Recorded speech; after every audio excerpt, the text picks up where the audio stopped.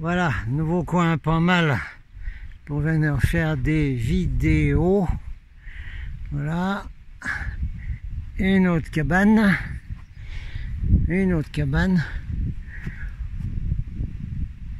Retourne à l'intérieur dedans pour voir ce qu'il y a à l'intérieur du dedans.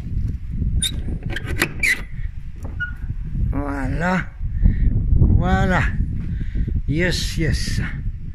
Voilà, petite cabane, pas moins grande que la mire, avec toujours quand même de quoi, pas chaud dedans, de quoi dormir, un, dos, tres, cuatro, et 4 personnes, déjà des signes galactiques, n'est-ce pas?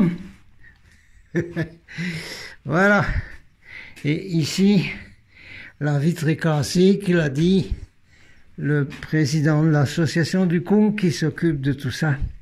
La vitre est cassée de l'insert. Il va mettre réparation pour que l'on puisse chauffer. Et ici, nous avons le carnet de bord, pas galactique, mais de tous ceux qui viennent ici. Très bien. Voilà. Allez, on va regarder ce qu'on peut faire ici comme vidéo dans ce bon petit coin quand même, hein. C'est pas mal comme coin. Bon bah depuis la route qui monte au col, là, on sera dans un virage et puis il faut 25 minutes à pied pour arriver ici. C'est pas mal, c'est joli petit coin. Alors est-ce qu'il y a des vaisseaux spatiaux ici? Nous le verrons, nous y reviendrons de nuit. C'est comme c'est pas loin de la route. De nuit, on vient d'en faire de la photographie ici d'infrarouge pour voir un peu. Voilà, à cette nouvelle cabane. Hier van de Starkman Golden Light Fleet Division, yes sir. D'ailleurs, il y avait cette patrouille là, quand je suis arrivé là-haut, mais j'en ai toujours 3 autour de moi. Là, il y en a un par là-bas, vous ne voyez pas, et par ici, je vous dirai s'il y a des flashs, parce que moi je vois un flash, il m'envoie un flash, mais c'est avec une vision interdimensionnelle, 3e œil, en même temps que l'œil, je sais pas, je connais pas le système en fait, moi ça m'est égal, moi je sais où ils sont comme ça. Ça m'est arrivé de voir un disque des fois, mais c'est rare, c'est plutôt un flash quoi. Attendez, on va vérifier si c'est bon là, puis on va démarrer. Dehors comme ça, puis après on ira dans la cabane. Parce que ce matin c'était grand ciel bleu, midi 1h, et puis maintenant ça se couvre et il va faire froid, alors on ira peut-être dans la cabane. Alors là j'ai trouvé un autre quartier général, cabane ici là, avec un accès depuis la route de 25 minutes à pied, facile. Donc c'est possible de venir la nuit ici pour voir des ovnis, parce que là dans un panneau je vous montrerai, mais de toute façon ici là derrière c'est là-haut où a été pris le grand vaisseau médium d'évacuation de 300 mètres de diamètre, taille du porte-avions Charles de Gaulle, dans tous les sens, hauteur de l'Arc de Triomphe et puis longueur comme un porte-avions. Et il est allé, tiens encore un flash là-haut, ça y est, ils sont là aussi. Il est allé par là, et il est allé de l'autre côté là-bas, derrière, où nous avons derrière la base. Où un copain là qui élève du bétail avec son père, quand il était plus jeune, il a vu un gros cigare rentrer dans la base, qui est là-bas. Bon, j'ai toujours pas fait le rapport pour le GEPAN via la gendarmerie, mais je le ferai un jour, je le ferai, oui. Oui, parce que il est possible qu'on ait des répressions à nouveau sur les gens qui s'occupent des extraterrestres, avec une imbécilité là de Bruxelles, de business, de vente d'armes, je sais pas quoi là, qui veut interdire la diffusion sur internet de toute information sur les extraterrestres. Mais on a du monde qui s'en occupe à Bruxelles une fois, on va leur dire 2 mots à ceux-ci, mais qu'est-ce que c'est que ça encore, Mais voyons, des marchands d'armes maintenant qui travaillent pour les commissions européennes et qui vont nous interdire, nous, de parler d'extraterrestres, là. Mais qu'est-ce que c'est, ça? Mais monsieur, mais madame, dites voir un peu, Ah non, hein. Alors, je vais dire quelques mots ici sur les vaisseaux de patrouille. Bon, moi je suis commandeur dans la flotte, hein. Encore un flash là. Évidemment, j'en ai plusieurs. Mais les volontaires de la flotte qui se sont incarnés sur Terre depuis la dernière guerre mondiale et les explosions atomiques, n'est-ce pas, qui sont interdites dans l'univers. Et puis, je parle surtout de ceux-là.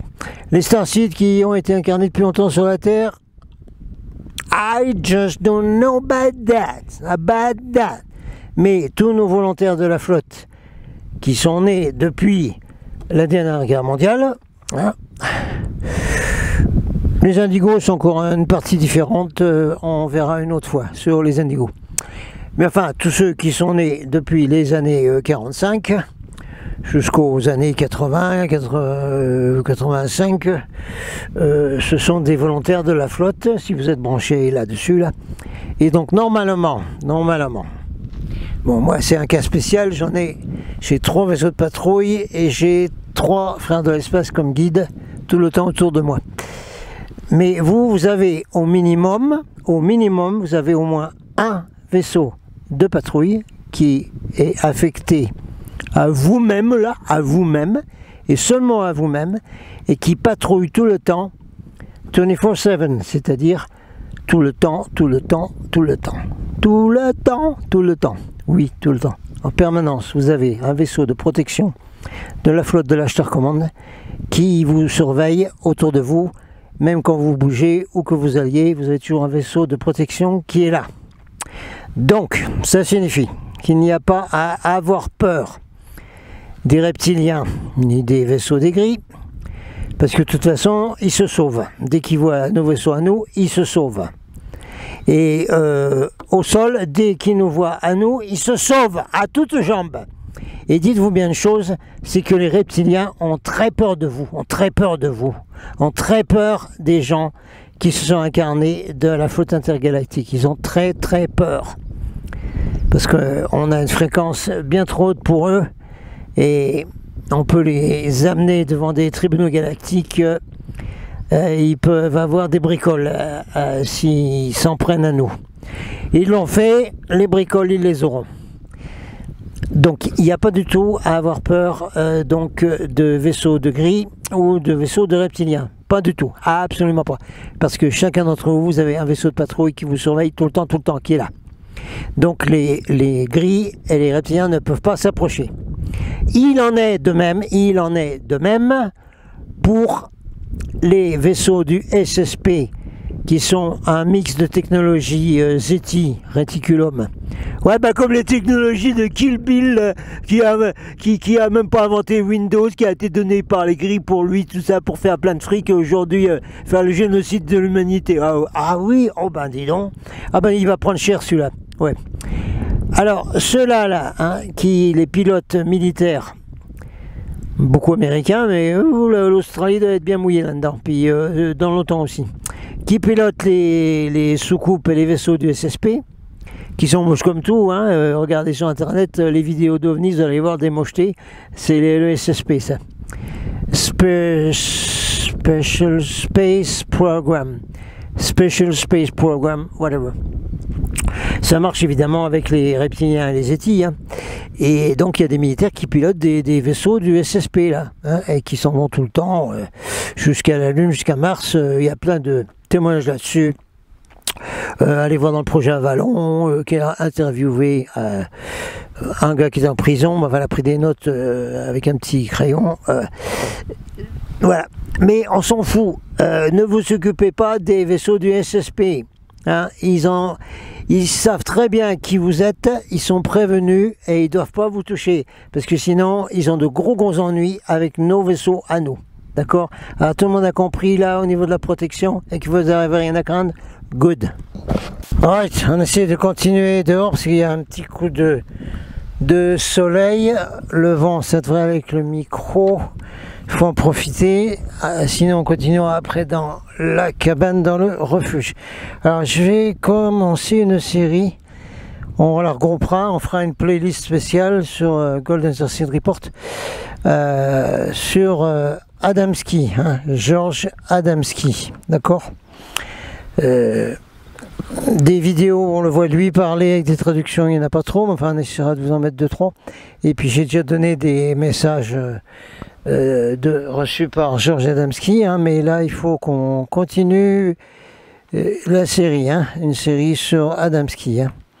Vous pouvez retrouver, hein, le fameux livre à l'intérieur des vaisseaux de l'espace. Hein.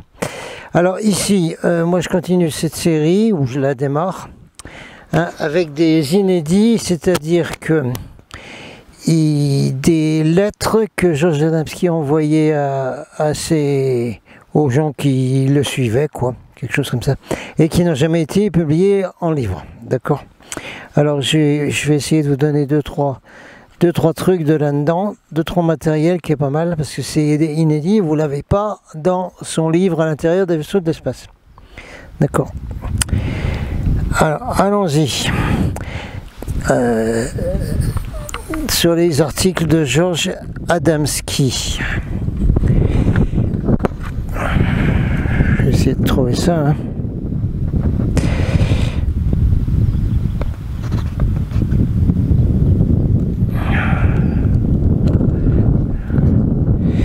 Oui, par exemple, il disait à cette époque, je demande à tout le monde de tenir cette lettre ainsi que ce contenu confidentiel. D'accord. Mais maintenant, évidemment, comme George Adamski depuis longtemps est retourné dans la flotte et que ça n'a jamais été publié, c'est-à-dire sauf là par quelqu'un qui a eu une répression épouvantable, qui a fait un petit truc, on a pu retrouver ça. Alors essayons. Voilà.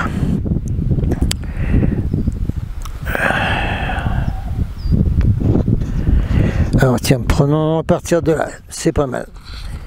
On a discuté de façon répétée de différents changements naturels qui sont en train de se produire, car nous devons nous rappeler que les frères apprennent également continuellement de la même manière que nous apprenons aussi. Je pense que je vous ai dit auparavant que ce n'est pas seulement notre planète qui est engagée dans un processus de changement, mais la totalité du système. George, c'est même la galaxie entière et l'univers local. Mais bon, continuons. Ce que dit George Adamski. Notre planète est en train de connaître un basculement périodique propre en même temps qu'elle subit d'autres changements qui affectent la totalité du système. La combinaison de ces deux effets est la raison pour laquelle les frères nous observent si intensément depuis si longtemps.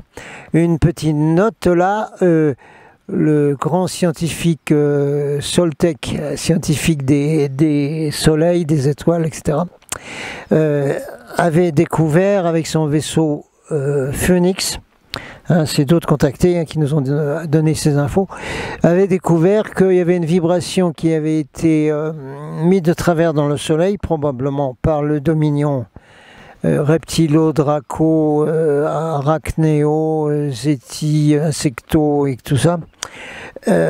Donc ils avaient changé la fréquence du soleil depuis très très longtemps, hein, pour empêcher que les humains évoluent spirituellement.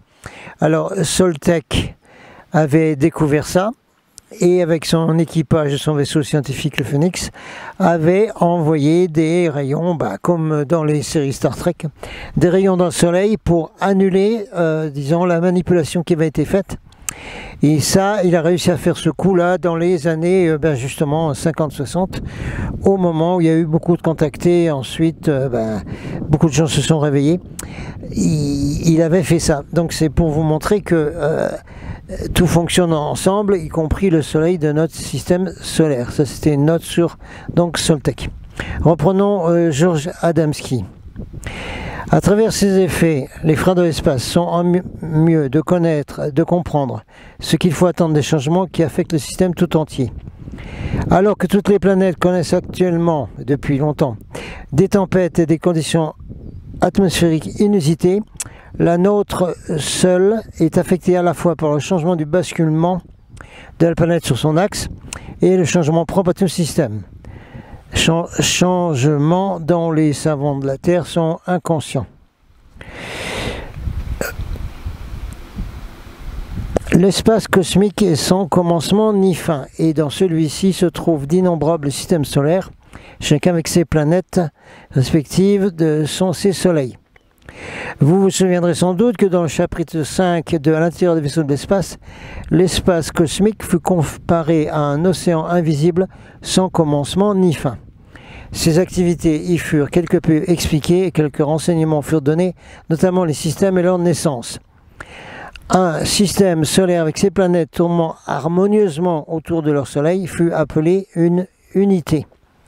Alors, petite note, pareil ici, il y a eu le trafic du dominion draconien, reptilien, etc., qui a essayé de trafiquer un certain nombre de fréquences dans la 3e et la 4e dimension au niveau de la planète Saturne et au niveau de la Lune. Mais ça, il faut revoir tout ce que dit David Icke sur le sujet. Je rappelle, j'insiste lourdement toujours, ça, ce sont des choses qui ont été réalisées, des manipulations faites dans la 3e dimension et 4e dimension. Les planètes dont on parle ne sont pas du tout concernées au niveau de la 5e dimension. D'ailleurs, Saturne, on aura aussi Georges Adamski qui a fait un tour sur Saturne, et vous verrez que ça n'a rien à voir avec la manipulation que les dracons ont fait sur Saturne. Bon, on va continuer dans la cabane parce que le coup de soleil il est là, mais il y a des nuages qui rafraîchissent et qui mettent du vent. À toutes. Hors du refuge. Je pense qu'ici le son sera bien meilleur, ce sera plus facile pour vous que ce que je fais dehors. Mais j'aime bien aussi avoir quand même une vista, comme vista du 5e rayon émeraude.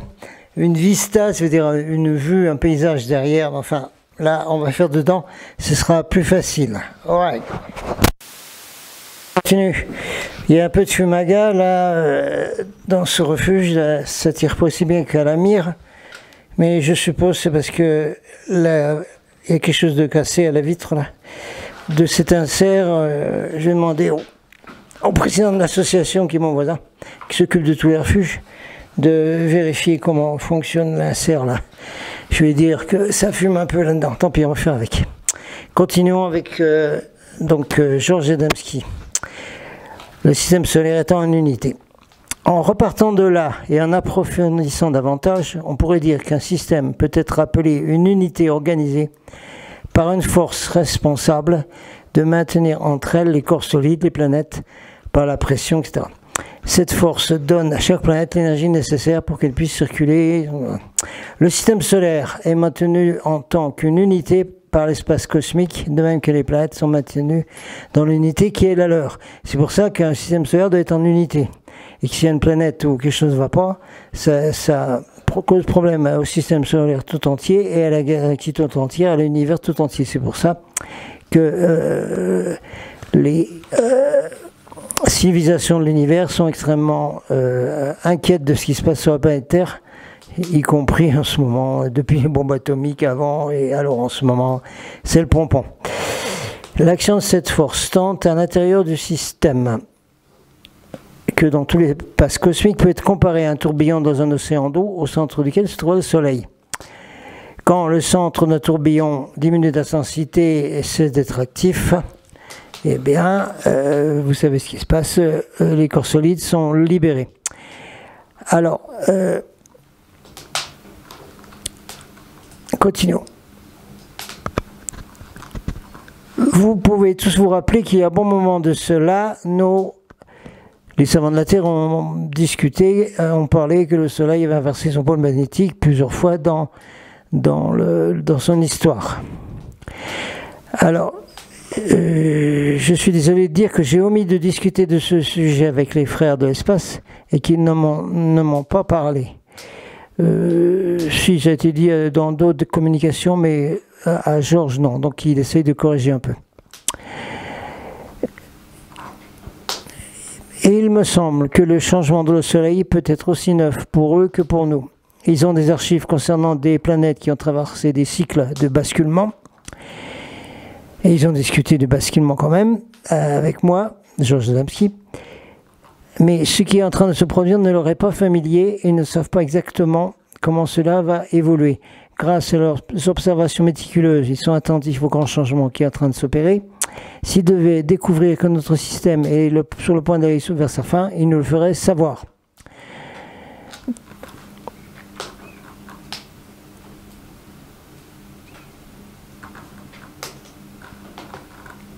Nos voisins ont trouvé un nouveau système pas trop éloigné qui est dans un processus de création depuis assez longtemps pour pouvoir y abriter la vie humaine. Ok. Si leurs observations devaient les convaincre que les planètes de notre système sont entrées dans un processus de désintégration, ils conduiraient leur peuple dans ce nouveau système qu'ils ont découvert. Ils espèrent pouvoir prendre une partie de l'humanité pour faire ce voyage si cela devenait une nécessité. On n'a pas parlé beaucoup de ça, de possibilités donc de migrer carrément tous les peuples du système solaire. Beaucoup sont des colonies galactiques, attention. Si quelque chose ne va pas, il faudra qu'on en reparle au niveau de la science quantique, parce que y a une relation directe entre le Soleil et toutes les planètes, comme ça a été expliqué par l'affaire de l'espace. Mais il y a une relation spéciale entre la Terre et le Soleil, et si les habitants de la Terre ne sont pas en harmonie, ce qui a été vivement critiqué par les Amérindiens, les Aborigènes, les Lapons, les Zoulous, etc., ça peut mettre à mal le Soleil et créer de gros problèmes dans le système solaire. Vérification. On reverra cette affaire des relations entre le Soleil et l'humanité actuelle de la Terre et de tout ce que les gens qui ne se réveillent pas ont comme effet sur le Soleil. Il faut en causer. Les Amérindiens ont prévenu depuis longtemps, à voir la prophétie au pied, etc. Bon, si c'est le cas, dit Georges Adamski, on peut se rappeler un peu les prophéties, ok. Le ciel et la terre passeront, mais ma parole ne passera pas, etc. Dit Georges Adamski. Les effets changeront, mais les lois du cosmos dont il parlait, dont Jésus parlait, sont immuables. Des systèmes solaires sont créés pour ensuite être désintégrés, mais le cosmos infini est sans commencement ou fin, et il sera toujours ainsi. La loi de la création fournit une possibilité de continuer la vie au travers de la loi de la réincarnation. On va faire une note ici dans les systèmes 3D, 4D, parce qu'à partir de la 5e et 6e dimension, il n'y a plus la réincarnation comme nous la connaissons ici. Mais on a des liens avec la réincarnation, va nous expliquer Georges Adamski, parce que, bien évidemment, volontaires de l'espace, comme lui en était venu s'incarner sur la Terre, ont pris un certain nombre de vies sur la Terre, pas beaucoup, et il y a des gens qu'ils ont connus sur la Terre qui étaient aussi des frères et sœurs de l'espace, ou qu'ils retrouvent dans la flotte. Alors, regardez un peu, quelque chose pour moi, dit Georges Adamski, a tout changé au niveau de la réincarnation avec les frères de l'espace. Alors, c'est un récit donc d'un de ces nombreux contacts. On va me chercher comme d'habitude, parce que les frères de l'espace allaient chercher chez lui. Quasiment en voiture ou autre. Bon, tu viens là, on part en secoupe volante. Écoutez, celui qui ne croit pas à tout ça, vous allez voir les autres trucs sur Internet, c'est tout. Bye bye. Cette fois-là, nous allons directement dans un vaisseau de l'espace. Parmi ceux que j'ai rencontrés à bord, il y avait une très jeune fille d'apparemment 12 ans d'âge pour laquelle je fus particulièrement attiré. Elle vint vers moi comme si elle me connaissait, ce qui avait été le cas dans sa précédente vie. Elle en avait gardé une bonne mémoire et s'identifia comme mon épouse décédée, Marie, qui nous quitta en 1954. La langue anglaise était difficile pour elle en tant que sœur de l'espace, mais comme étant excellente télépathe, il lui fut facile de se rendre compte si je comprenais ou pas ce qu'elle disait, dit George. Il y a bien longtemps de cela, on m'avait promis qu'on l'amènerait dans un vaisseau afin de me rencontrer. Ah, ça lui avait été annoncé. Ce jour-là, ils tinrent leur promesse. En apparence, bien qu'elle soit encore une enfant, elle ressemblait très fort à la femme qui fut la mienne. Mais je voulais être certain, sans conserver le moindre doute à l'esprit. Ah ben, on en revient là à une série qu'il faudra faire un jour sur les âmes sœurs. Oui. Alors, j'ai commencé à lui demander si elle se souvenait d'événements que nous avions vécus, extraordinaires. Elle me demanda de ne pas faire cela, car elle désirait oublier la terre et les expériences qu'il y avait connues.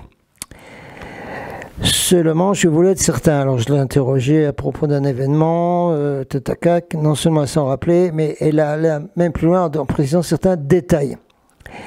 C'était déjà une sorte de preuve. Je lui demandai pourquoi elle désirait oublier. Elle me répondit en me demandant si moi-même je désirais me rappeler tous les petits événements, y compris ceux qui pouvaient avoir été désagréables. Quand on devient un adulte, on trouve que c'est une perte de temps, etc. Tout ce qu'elle m'expliqua me paraissait raisonnable, mais j'ai glissé à nouveau vers une question touchant un événement qui avait eu lieu. Elle s'en rappela une fois encore, elle me remit en mémoire certains détails que j'avais oubliés. Mais encore une fois, elle changeait de sujet et me dit qu'elle vivait à présent sur la planète Vénus. Donc les frères de l'espace l'avaient fait venir de Vénus pour pouvoir retrouver Georges Adamski dans un vaisseau. Il semble que ce soit une coutume là-bas, sur Vénus, pour les gens d'apprendre des uns et des autres à partir d'un très jeune âge. Marie était en train d'étudier des quantités de choses à propos des lois cosmiques que nous comprenons si peu. Elle communiquait déjà ses connaissances aux plus jeunes de sa planète. Bien sûr, son nom n'est plus Marie, hein, il retrouve des noms galactiques de l'espace. Bon, mais moi, dit Joseph, je l'appelle comme ça parce que ça l'identifie pour moi. Elle sourit en se rappelant que j'avais discuté de ces choses alors qu'elle vivait encore et que j'avais cru qu'elle ne les avait pas compris. En fait, elle avait eu une bien plus profonde compréhension que ce que j'imaginais et c'est cela qui lui sert aujourd'hui de base pour progresser. Elle m'avait même dit des choses que je n'avais pas acceptées, mais que sa vie aujourd'hui démontre. Cette expérience me prouva la réalité de ce que les frères m'avaient dit auparavant, c'est-à-dire que lorsqu'on passe à travers le processus que nous avons appelé mort sur la Terre, cela consiste à passer d'une maison dans une autre. La nouvelle a un environnement qui dépend de ce que celui qui arrive à préparer durant la vie, qu'il vient juste de quitter. La nouvelle a un environnement qui dépend de celui qui arrive à préparer durant la vie qu'il vient juste de quitter. À moi, depuis très longtemps, bon, depuis les contacts avec le frère de l'espace, je pense que ça réveille plein de choses, j'ai eu la certitude que tout ce que nous créons ici, dans cette vie-là, dans celle où nous sommes là, n'est pas perdu. C'est-à-dire, tout ce que nous créons et tout ce que nous avons, toutes les choses que nous aimons, les maisons que nous avons eues, les endroits, etc., les affaires, des tas de choses, en fait, même si on les perd, hein, au travers du divorce, ou comme moi, m'a volé une maison plusieurs fois, on a fait une en Amérique, je sais que tout ce que j'ai eu, tout ce que j'ai créé, reste dans une dimension supérieure et que je le retrouverai. J'ai toujours eu cette certitude. Donc c'est la phrase dont vient de parler Georges Adamski. J'avais longtemps cru ces choses, dit à Georges Adamski, on me les avait dites, mais elles devaient encore m'être prouvées. Je souhaitais acquérir encore un peu de certitude à ce propos, mais un léger doute subsistait. Alors j'ai questionné encore une fois Marie, le nom qu'il lui donne, sur toutes ces choses. Elle se souvenait, mais ce que j'ai lu dans ses yeux et sa requête qui visait à ce qu'on lui laisse oublier sa vie passée, afin qu'elle puisse vivre pleinement l'actuel sans aucune entrave, me fit renoncer à poursuivre plus avant mes investigations. Ça va, j'étais désormais convaincu. Il fallait convaincre Georges Adamski de la réalité, justement, du passage d'existence où l'on retrouve ce qu'on est en réalité sur les autres planètes, etc. Vérification.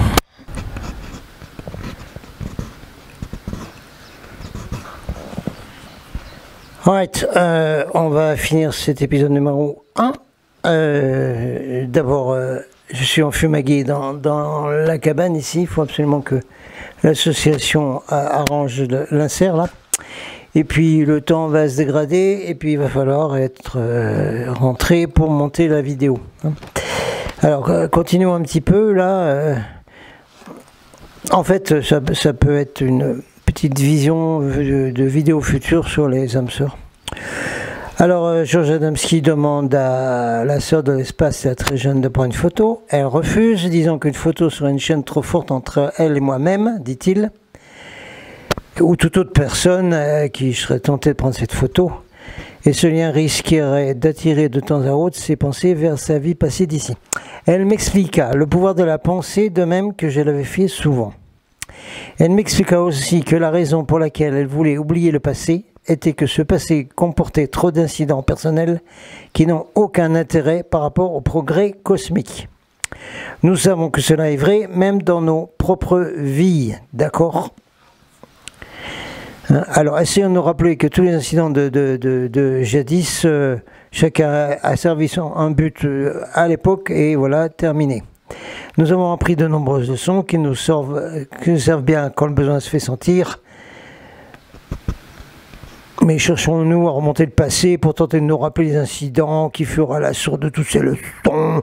Il en est de même lorsque nous passons d'une vie à une autre. Bon, alors ça c'est la fameuse histoire de la roue du karma, etc. Stop. Pour ce que la sœur de l'espace, qui l'a connue comme mari avant, elle ne veut plus entendre parler de tout ça. En me rappelant que nous sommes tous venus au monde pour apprendre des leçons, elle m'expliqua que lorsqu'on était empêché d'accomplir sa destinée pour une cause ou une autre, on devait retourner dans la même classe cosmique pour terminer son apprentissage. On n'échappe jamais à une leçon qui doit être apprise ou à un service qui doit être rendu.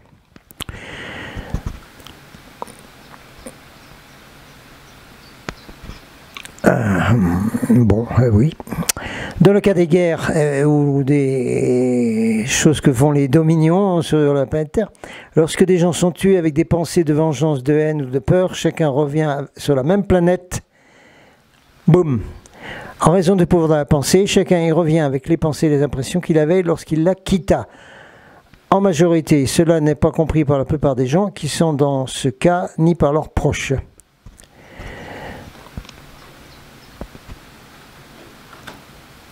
Attendez, on essaye de passer plus loin, là.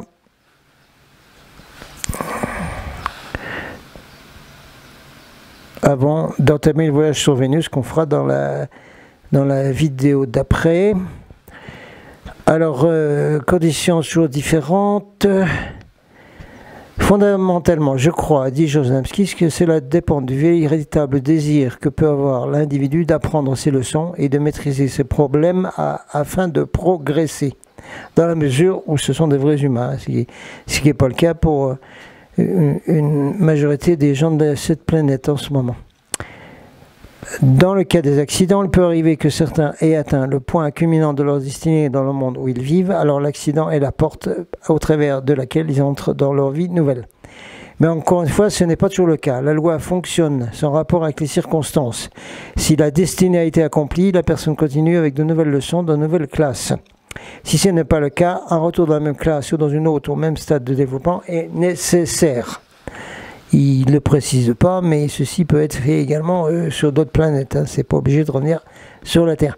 On va s'arrêter là parce qu'après on aura le voyage vers Vénus où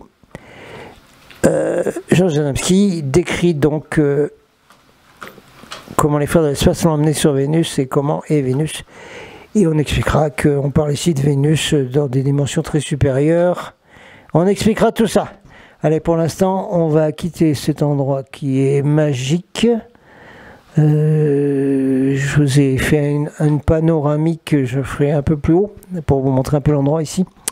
Et je pense qu'on reviendra ici la nuit pour probablement avoir des vaisseaux qui passent, si on peut arriver à faire quelques photos ou vidéos. Je rappelle aux surveillants, ceux qui regardent les vidéos, qui sont chargés de me surveiller d'une façon ou d'une autre, qu'en tant que journaliste avec une carte de presse, je peux circuler librement 24 heures sur 24, n'importe où sur le territoire français. Donc moi je ne suis pas du tout soumis au couvre-feu. Je peux donc venir mettre ma voiture là-haut la nuit, venir dans cette cabane, y dormir ou regarder si on peut faire des photos dehors, etc. Je suis parfaitement en règle, d'accord ? Ouais. Allez, on arrête ce petit premier épisode de Georges Adamski. Captain Hand. Ouais, une petite note en fin de vidéo. Merci à ceux qui me suivent, qui mettent bien les commentaires, qui mettent les dièses, comme j'ai demandé, etc. Et tous ceux qui m'envoient des bonnes pensées et tout, et qui font partie de la mission planétaire des frères et sœurs de l'espace. Je remercie également tous ceux qui m'aident en ce moment financièrement, que ce soit pour les amendes, pour les frais qui ne sont pas payés, l'électricité, de plein de choses. Et puis également pour les frais de vétérinaire. Hein, le compte en banque a pris une grosse claque avec les factures de vétérinaire. Alors ceux qui peuvent toujours encore m'aider à remonter la pente, merci beaucoup. Hein, je vous remets ici mes coordonnées pour m'aider financièrement et grand merci. Hein, et super merci à tous ceux qui ont aidé en pensée pour Musseline, hein, qui est une sœur de l'espace mais qui est aussi une de mes petites chattes. Super évolué et qu'on a réussi à sauver, hein, avec vos efforts, mes efforts, les efforts de super docteur vétérinaire Caroline, etc. On a réussi à sauver la petite chatte Musseline, hein. Bon, avec des frais afférents, mais enfin on a réussi à la sauver et maintenant le sang est redevenu normal. Hein, il n'y a plus de problème de rein, de foie avec les substances qui passaient dans le sang, etc. Maintenant, je pense qu'elle est bien, elle est ok, sauvée complètement. Elle peut vivre bien maintenant puisqu'elle n'a même pas 1 an. Voilà, c'est dans les bonnes nouvelles. Merci à tous, hein, pour ce que vous avez fait à distance ou en pratique pour la petite Musseline. Salut!